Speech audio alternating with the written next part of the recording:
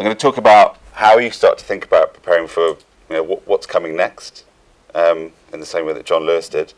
At the same time, how do you take advantage of what you're currently grappling with in terms of your present? Now, as digital people, most of you are, you're at least retail people as well, of course.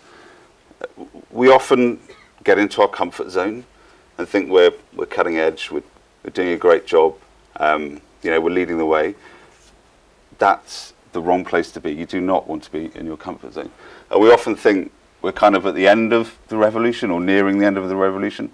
We are not even halfway through it. Technology is, will continue to explode. This is like an industrial revolution. So never get into your comfort zone. I want you all to stand up, please.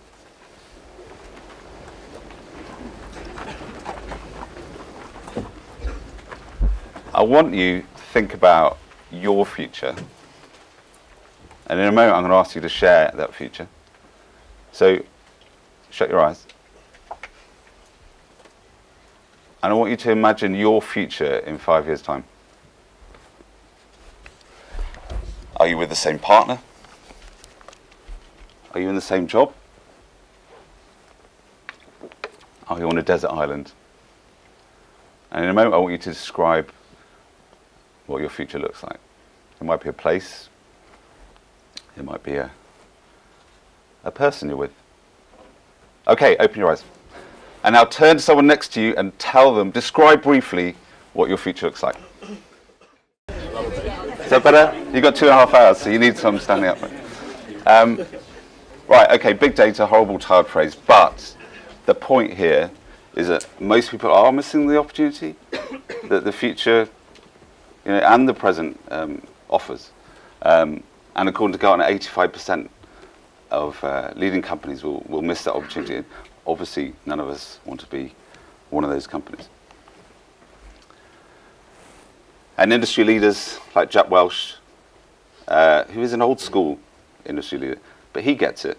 He gets that data and insight is really about understanding your customer, but it's the technology which enables you to understand your customer in a more rich way, in a more real-time way. And that's really the opportunity that data offers you, and that's the future that you need to build for. And as marketing people, we are faced with, it's a career opportunity and a challenge, which is the need to be technologists as well. It brings us into conflict with all of those guys who currently look after our databases, our IT systems, our platforms.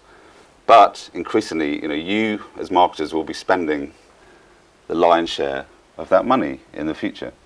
So you need to be geared up and you need to be prepared. You need to be prepared to take on that challenge because, again, if you don't, your future is potentially under threat. So the data thing is not new. The data thing is something that anyone who's done marketing, any in particular direct marketing, is familiar with and has been practicing for many years. Tesco's is, despite the reference earlier from Matt, is a great example of that. Club Card was a revolution in terms of collecting big data. And the only real difference between that and what we're talking about today, which is high levels of personalization, is what the technology is enabling companies like yourselves to do. It's about, again, bringing all of the might of that data insight, but into a real-time moment when you can deliver the perfect message to your customer or your prospective customer on whatever channel that they happen to be on. So this is, as I say, ultimately about bringing that single view of your customer or your prospects together. It's the aspiration that everyone's always had. But in the old school, when everything was in silos, that was very, very difficult, if not impossible. And lots of people gave up. But the good news is the technology, not just in the future, but now, is there to enable that to happen, to create the 360, the true 360 view of your customers. And one of the huge enablers of this is the cloud.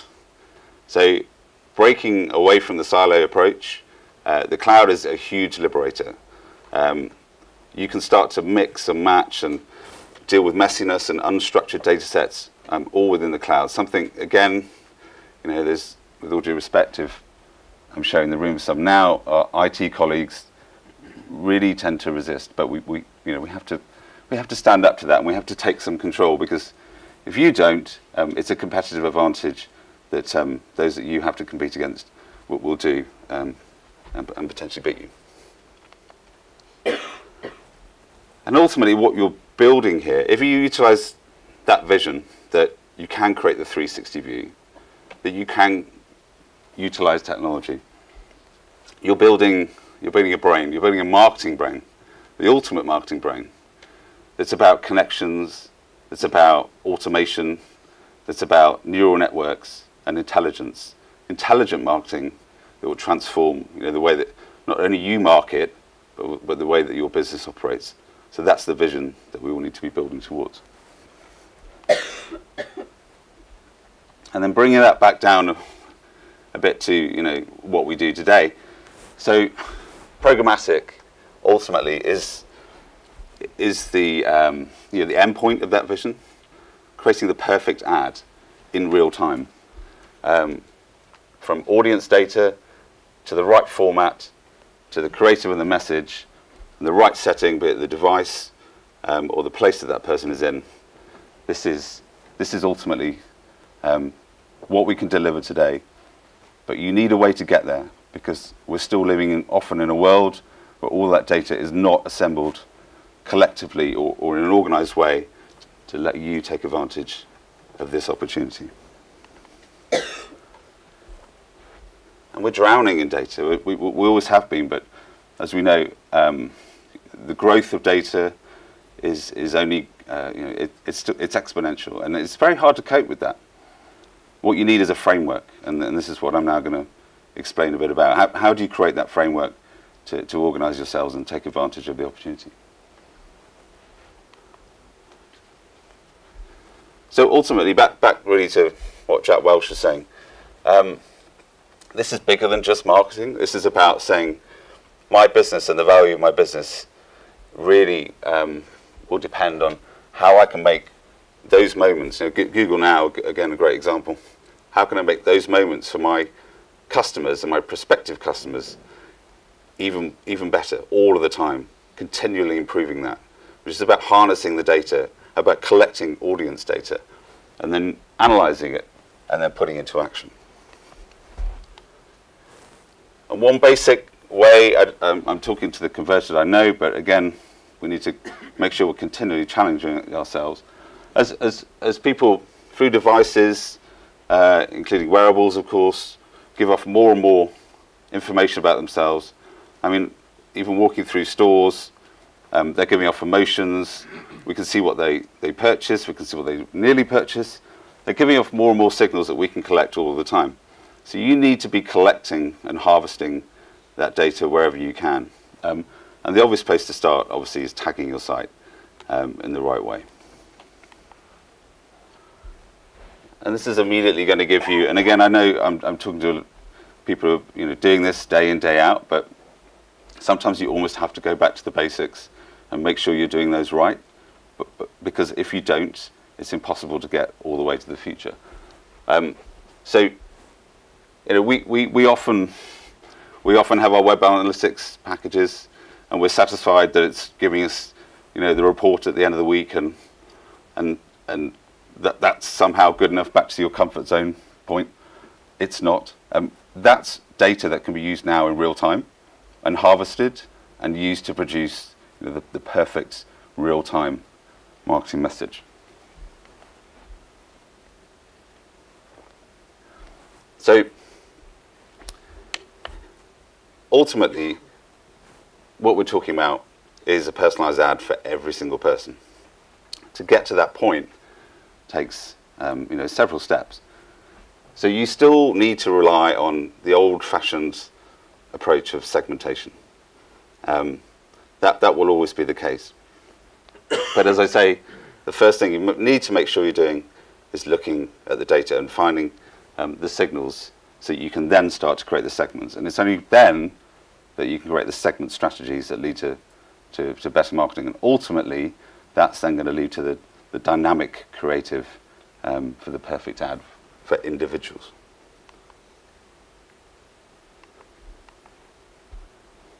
And at the same time, you need to be relevant. So this is an incredibly exciting opportunity as well for brand marketers. The idea that with this increased level of insight, real-time personalization, you no longer have to go out with very broadcast-led messaging that's full of large amounts of wastage. It doesn't really create a great brand experience for many people that you're talking to. The data and the insight is a huge opportunity for them. And again, as marketers, this is an opportunity for you to start pushing further up your organization and utilizing the power of the tech. And sometimes this also means saying nothing. So back to the point about wastage, we're all bombarded with too many messages that are irrelevant or too frequent. The programmatic future is not only about that personalized ad, it's also about getting rid of all the ads that you shouldn't be seeing, that aren't relevant, that are interruptive, that you simply don't want to see. That alone is a huge advantage that you can take off now. So for example, you could instantly stop talking to your current customers if you wanted to, if you had that level of insight. Because a new message about a product they already have is clearly a complete waste of time. So basics like that will lead to a reduction in wastage, but also be the first steps to the programmatic future. To give you one example of that, I'm going to actually go back to the real world. So Piccadilly, in a way, is the cathedral of old media. It's broadcast, it's inaccurate, it's got high volume, but ultimately those messages are being bombarded to people in a very unpersonalized way. Now, anyone from British Airways here? Okay, British Airways took this idea of data insight and how you could create a personalized approach and did it in quite an innovative way in the physical world.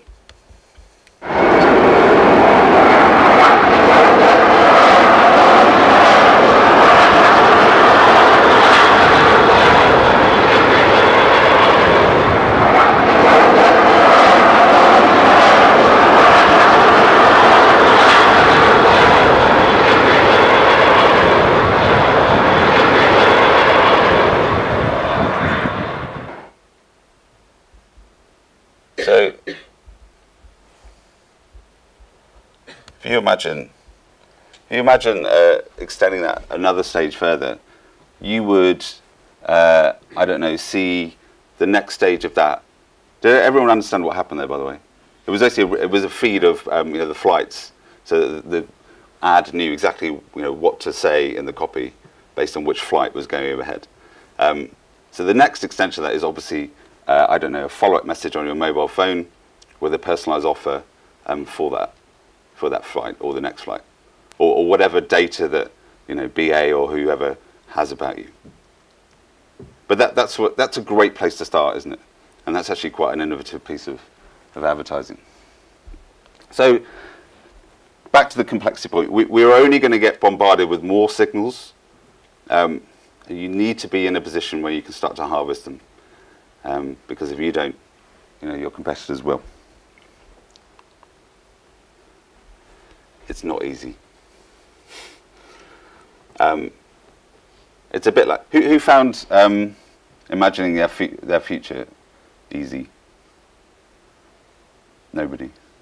It's not easy, is it? I mean, we are bombarded with a huge challenge. How do you harvest the technology to gain those insights and to deliver ultimately those personalized ads? It's very difficult.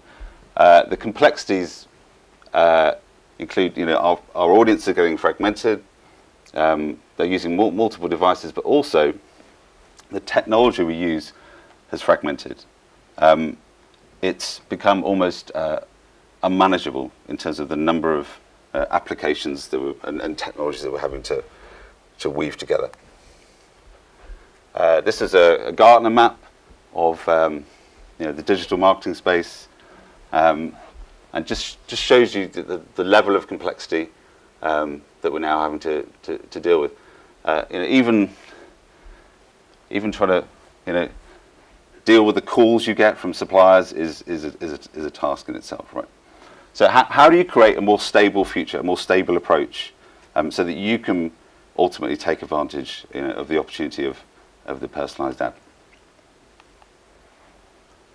Well, the future is there. So there's a lot of consolidation happening. There's a lot of people who've realized that the future was going to be about this, in the same way that John Lewis did about multi-channel. And Doubleclick was one of those companies. So 3 or 4 years ago, we started to basically build all of the tech again from scratch on the same platform with a single cookie approach. And all the data is basically on the same layer, which means search and display and analytics and any other form of digital marketing, even offline data, can all be essentially put into the same space. And there have been studies to prove, and not just Doubleclick, but to prove the amazing efficiency gains of doing that. And they tend to come from workflow, because more automation that's enabled through having a consistent platform means that you can do things more efficiently. But ultimately, having that real-time ad based on all of the insight coming together at one point in time can only really be enabled when you have your house absolutely in order. And obviously, there are many other benefits to doing that. Attribution, Matt talked quite a lot about this, the fact that we all, I'm sure many of you have already moved beyond a last click of the world, but the only way to really do attribution properly is to have very elegant deduping, to have zero cookie loss, and to have everything in one place. And that's what a single or more consolidated approach to your tech enables you to do. And then you have masses of reporting and insight that you can not only use for yourself in the real-time advertising space, but to also share with the rest of the organization. And again, that will only help to extend your own influence. So this is really the ultimate message, is to take advantage of that future, which you can all see coming. It's already here, but we know it's going to go even further to an even better place. You have to start to get those basics right, and you have to start to think, how, if my data or my insights are currently in silos, how do I start to break those down and put them together?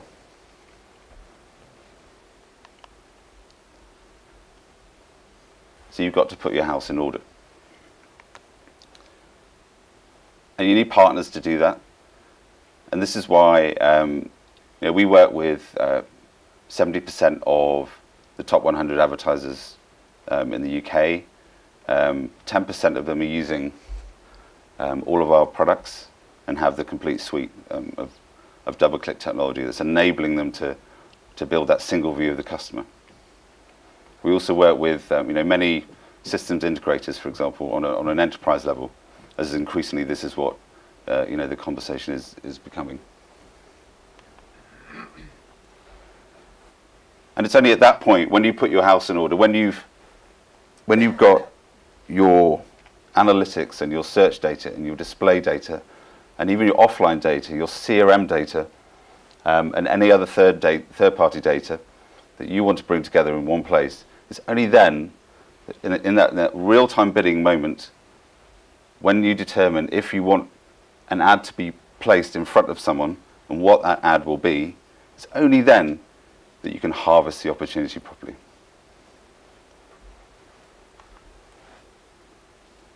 And to give you just one simple example of the baby steps, think of the think of how British Airways approached this with a, what could we do in a very simple way that would start to, provide us with some forms of personalization. So a simple thing to do in this example is to take your analytics data, in this example, Google Analytics Premium. You can create audience lists based on all of those signals.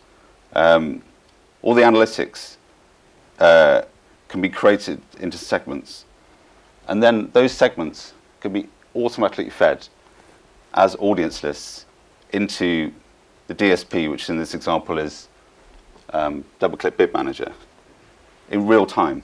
So you've got rich data about exactly what remarketing message to deliver to that prospect, or perhaps you don't want to talk to them at all. You've then got very rich segments, profile segments, that enable you to find more prospects, lookalikes, based on that very rich analytics data. That can be blended with CRM data. You can ingest CRM data into Google Analytics Premium, and that will give you the ability, today, to do that real-time bidding, the highly personalized ad to your customer or your prospective customer. And we've done this with a number of companies and seen pretty phenomenal results. So this is a large telecoms company. And they combined Google Analytics Premium, so collecting all of those rich analytics, also Doubleclick Campaign Manager and Doubleclick Search. So you can combine search signals into this as well. Activity on their YouTube channel, and then all of their display campaigns through Doubleclick Bid Manager as well. So all of that insight, all in one place, enable them to do very basic segmentation about how valuable all of those people coming through the site were, and that they were then seeing again as they went around the web. Were they engaged with the brand? How likely were they to convert? Back to the brain idea. They were able to put in propensity modeling to tell them that. And had they bought from them before? They really did not want to talk to their existing customers again, because that was huge wastage. And all of that ultimately led to a fantastic result in terms of an 80% drop in their CPA and 6 million additional engaged customers. So this is a very real opportunity for today. This technology exists, and I'd definitely encourage you to go out and explore the opportunities. But ultimately, this is about preparing for your future. Thanks.